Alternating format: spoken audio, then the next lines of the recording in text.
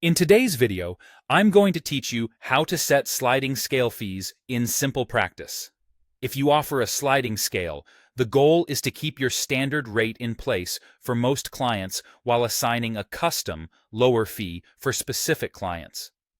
SimplePractice makes this easy by letting you define your regular service rates in one place, and then override that rate at the individual client level. Here's how to set that up so the correct amount autofills on future notes, superbills, and invoices for the client who qualifies. First, make sure the service you plan to use actually exists in your account. From your SimplePractice home screen, go to Settings, then Services and Products, and Open Services. Look for the service code you use for the session type, such as Therapy 60 Minutes. If it's missing, create it now. This is where you keep your standard fee that applies to most clients, so don't change this to the discounted amount. Leaving the default service at your usual rate ensures your normal billing remains accurate for everyone else. Next, open the client who should receive the sliding scale fee. From their profile, click Edit. Go to the Billing and Insurance tab and scroll to the section labeled Client Default Services.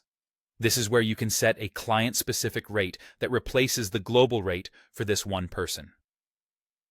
In the Service Code dropdown, select the service you confirmed earlier, like Therapy 60 Minutes.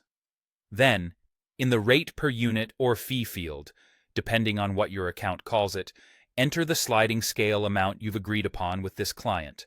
This number should be the full amount you intend to charge for that service for this client, and it should be lower than your standard rate. If your service is billed by unit, remember that this is the per unit price. When you're done, click Save Client. From this point forward, SimplePractice will automatically use the sliding scale rate you entered whenever you schedule or bill that service for this client. It won't change your global service rate, and it won't affect other clients, so your regular workflows remain consistent. If you later need to adjust this client's fee again, you can return to the same place and update the amount.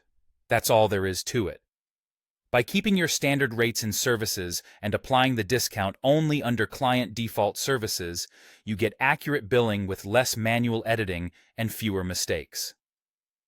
Thanks for watching, and I hope this helps you streamline your sliding scale setup in SimplePractice.